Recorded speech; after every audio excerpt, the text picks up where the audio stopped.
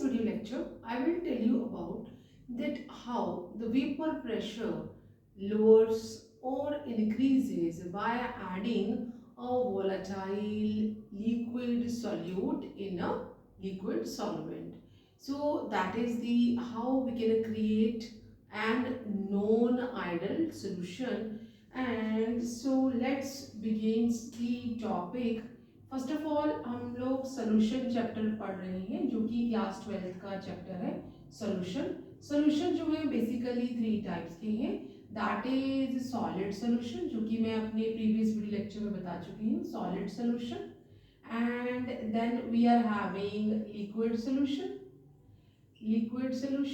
And we are having the gaseous solution. जो basically हम इस चैप्टर में पढ़ रहे हैं that is the liquid solution के बारे में हम पढ़ेंगे और बाइनरी सोल्यूशन के बारे में। तो लिक्विड सोल्यूशन जो है it can be further sub classified as liquid solution को हम किस तरह से क्लासिफाई कर सकते हैं, we can also classify them as gas in liquid जो कि मैं ऑलरेडी अपने प्रीवियस वीडियो लेक्चर में बता चुकी हूँ, एंड लिक्विड इन लिक्विड जो कि अभी हम डिस्कस करेंगे, and then solid in liquid जो कि मैं अपने प्रीवियस वीडियो लेक्चर में आपके साथ उसको ऑलरेडी शेयर कर चुकी हूँ।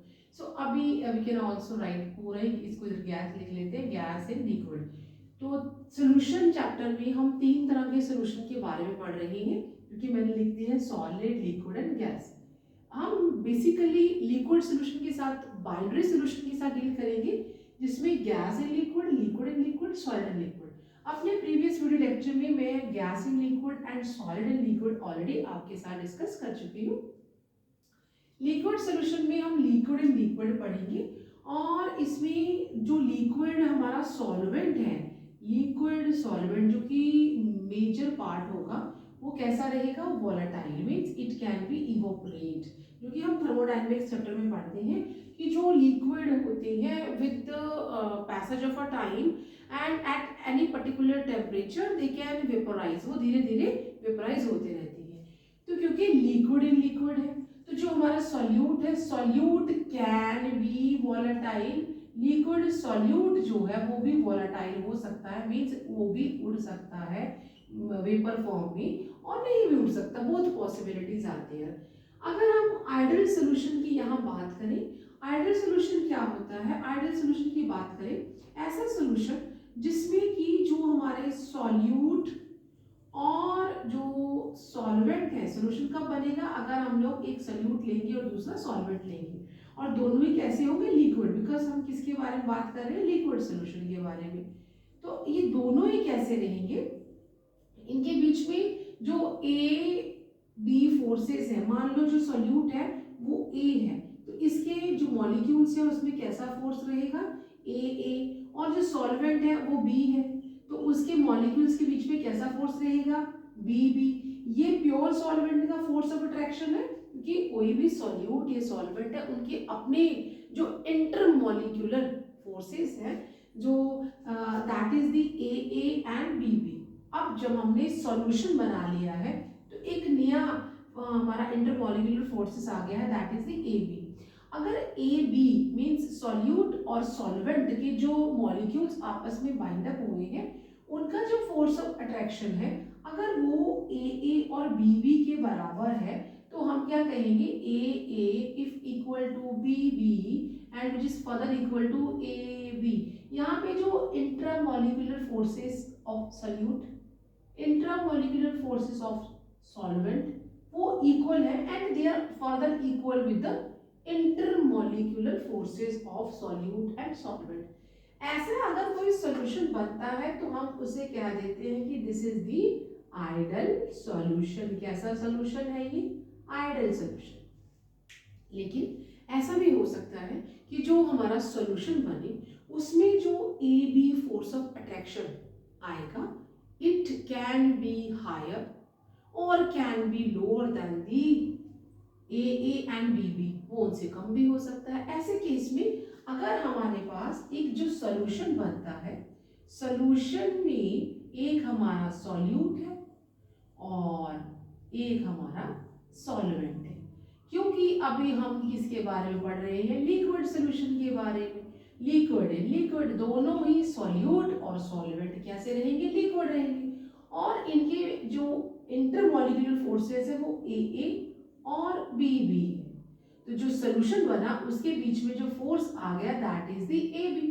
अगर ए बी जो है it is greater than A and B, इनसे वो ग्रेट है, ज्यादा है, तो क्या होगा, हमारा जो वेपर प्रेशर है वो कैसा हो जाएगा, इट इज लोअर, वो कम हो जाएगा।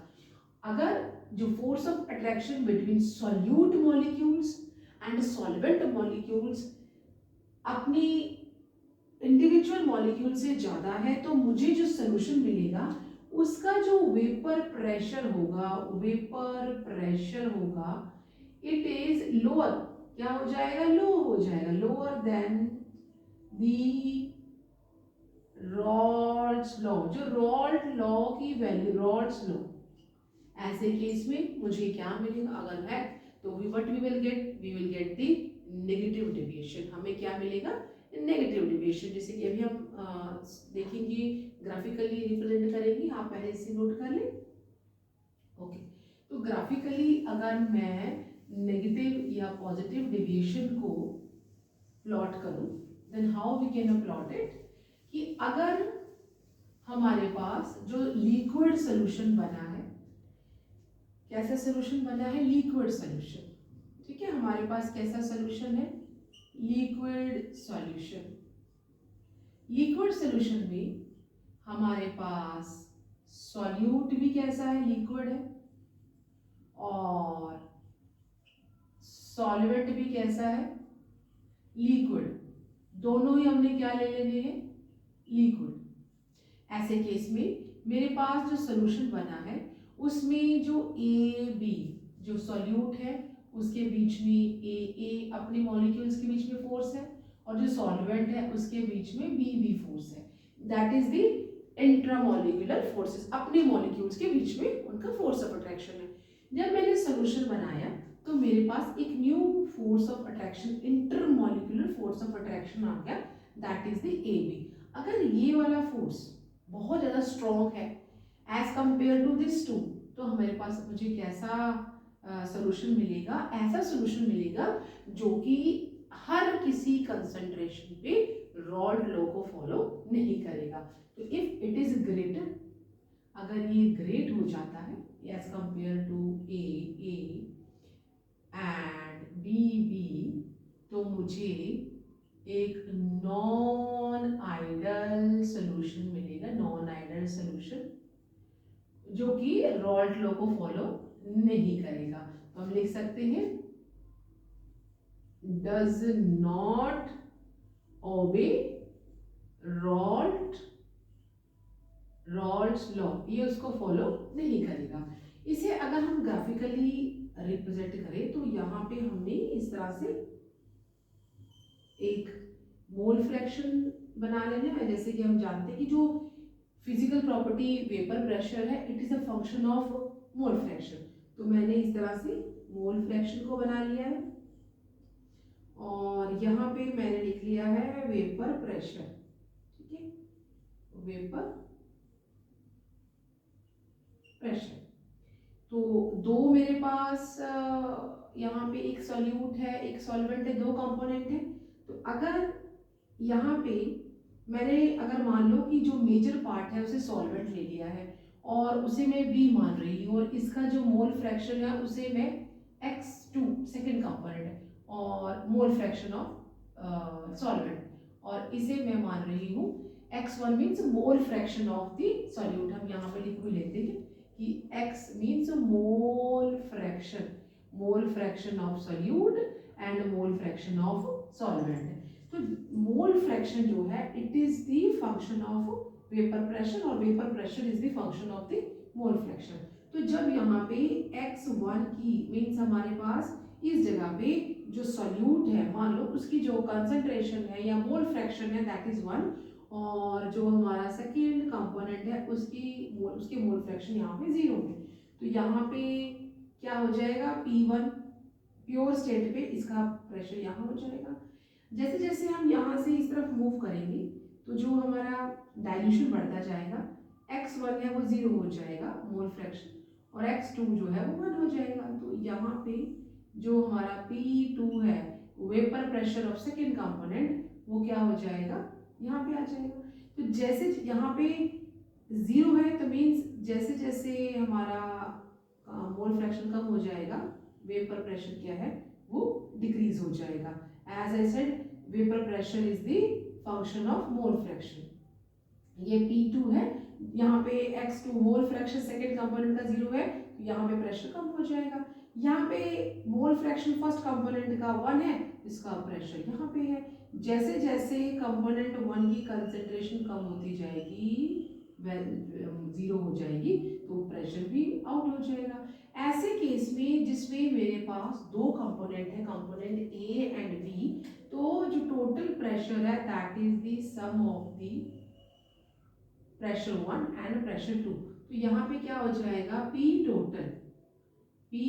टोटल प्रेशर जो इस सोल्यूशन का होना चाहिए that is the P1 plus P2, ये होना चाहिए। लेकिन एज आई सेड कि जो अगर मेरे पास जो नया सोल्यूशन बना है, अगर उसमें जो intermolecular forces between two component है वो जो हमारी एक्सपेक्टिंग वैल्यूज है उससे कम या ज़्यादा हो जाता है, तो वेपर प्रेशर भी डिक्रीज या फिर इंक्रीज हो जाएगा। अगर जो हमारा ए और बी फोर्सेस जो हैं वो क्या होंगे, लेस होंगे, किससे, ए एंड बी, इनके जो मॉलिक्यूलर फोर्सेस हैं, अगर ये जो हमारा नया सोल्यूशन बना है उसके बीच में जो फोर्स ऑफ अट्रैक्शन है वो इनसे कम है, तो क्या होगा, जो मेरे मॉलिक्यूल्स होंगे सॉल्वेंट और सोल्यूट के, वो इजीली वेपराइज हो जाएंगे, क्योंकि दोनों के बीच में फोर्स कैसा है, वीक है। तो ये क्या शो करता है कि वीक फोर्स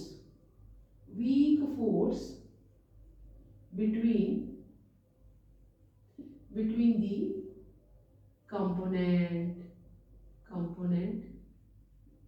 1 and 2, दोनों के बीच में अगर फोर्स जो है वो कम है तो वो इजीली वेपराइज कर जाएगी।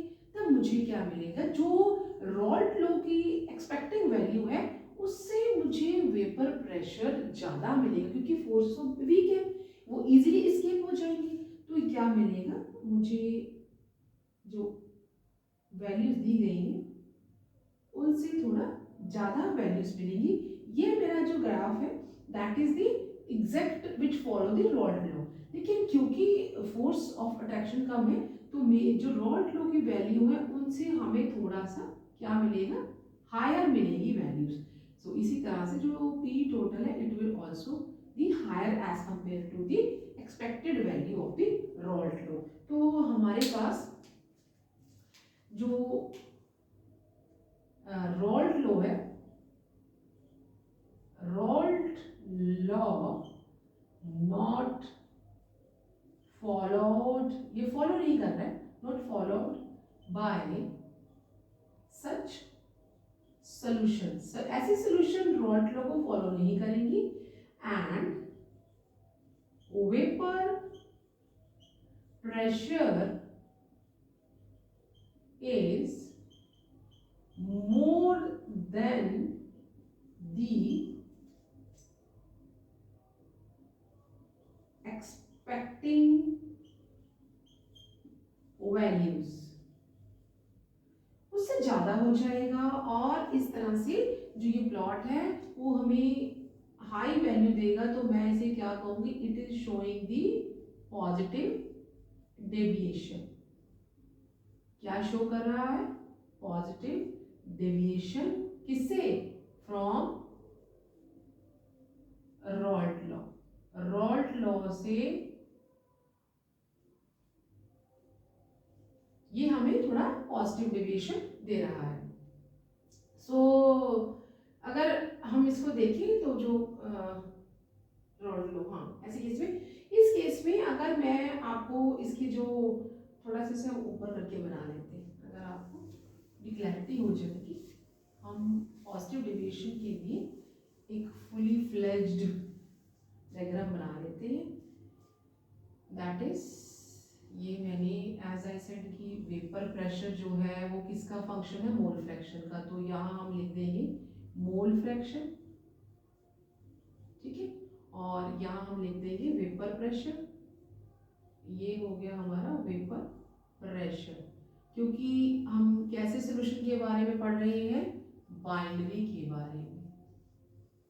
बाइनरी मतलब इसमें एक हमारा सॉल्यूट है एंड दूसरा हमारा सॉल्वेंट है, और दोनों ही कैसे हैं, लिक्विड है। सॉल्यूट भी लिक्विड है और सॉल्वेंट भी लिक्विड है, और दोनों ही इवोपरेट हो सकती हैं। मोल फ्रैक्शन को हम एक्स से रिप्रेजेंट करते हैं। तो जैसे हमारे पास दो यहाँ पे कंपोनेंट है, हम फर्स्ट कंपोनेंट की वैल्यू यहाँ पे ले लेते हैं 1, और सेकेंड जो कंपोनेंट है उसके जो मोल फ्रैक्शन है उसे ले लेते हैं स्टार्टिंग में 0। और यहाँ पे अगर x mole fraction of first component 1 है तो उसका प्रेशर यहाँ पे P1 हो जाएगा। जैसे जैसे उसके जो मोल्स हैं वो कम होते चले जाएंगे, और यहाँ पे फर्स्ट कंपोनेंट के मोल 0 हो जाएंगे, और सेकेंड कंपोनेंट जो इसके मोल जो है टोटल 1 हो जाएगी, क्योंकि किसी भी सोल्यूशन में टोटल नंबर ऑफ मोल्स जो है वो यूनिटी होता है, 1 होता है। तो इसीलिए हमने अब यहाँ पे 1 हो गया तो x फर्स्ट कंपोनेंट 0 हो जाएगा, तो यहाँ पे जो हमारा P2 है वो यहाँ पे आ जाएगा। तो जैसे कि अगर हम देखें, हमारा यहाँ पे फर्स्ट कंपोनेंट की जो मोल सेकेंड कंपोनेंट है उसके मोल फ्रैक्शन 0 है, तो प्रेशर डिक्रीज हो जाएगा। और यहाँ पे हमारा फर्स्ट कंपोनेंट जो है उसका मोल फ्रैक्शन 0 है तो उसका प्रेशर कम हो जाएगा। एज वी सेड कि टोटल जो प्रेशर है that is the pressure 1 and pressure 2, तो यहाँ पे क्या हो जाएगा, that is the P total equal to P1 plus P2। लेकिन अगर जैसे मैंने अभी कहा, अगर A B जो है वो क्या होगा, लेस देन होगा A एंड B, तो जो मॉलिक्यूल्स होंगे सॉल्यूशन के वो इजीली इवोपरेट हो जाएंगे, उन्हें कोई भी बाइंड करने वाला इतना स्ट्रॉन्ग फोर्स नहीं रहेगा। तो जो हमारा प्रेशर है it is more than the expecting values, वो उनसे ज़्यादा हो जाएगा, ठीक है। जो एक्सपेक्ट किया जा रहा होगा उससे वो ज़्यादा हो जाएगा। इस तरह से ये हमें क्या शो कर रहा है, पॉजिटिव डेविएशन, ठीक है। तो पॉजिटिव डेविएशन शो हो रहा है। इसमें अगर मुझे ऐसे सॉल्यूशंस के एग्जांपल लिखने पड़े तो पहला हमारे पास एग्जांपल है that is the ethanol and acetone. ये वन एग्जांपल है जो कि पॉजिटिव डेविएशन देता है। एंड जो इथेनॉल के जो मॉलिक्यूल्स होते हैं उनके बीच में अपना बहुत ज़्यादा हाइड्रोजन बॉन्डिंग होती है, और एसीटोन में भी जैसे ही दोनों को ऐड कर दिया जाएगा दोनों के मॉलिक्यूल्स के बीच में जो फोर्स ऑफ अट्रैक्शन है वो वीक होगा and they are easily escaping. और सेकेंड जो हमारा ऐसा सोल्यूशन है that is the acetone and carbon disulfide. So these are the two solutions which are non-ideal in nature because they are not following the Raoult's law and they are giving the positive deviation. So मिलते हैं next video में by showing the negative deviation। कौन से ऐसे solutions हैं जो कि हमें negative deviation देंगे और क्यों देंगे वो हम अपने next video lectures में देखेंगे। आज के लिए इतना ही, आप इसे नोट करें और अपना कोई भी मुझे अगर आपको समझ नहीं आए तो आप मुझे कमेंट करके मेरे कमेंट बॉक्स में भेज सकते हैं। Till then you take care and bye bye.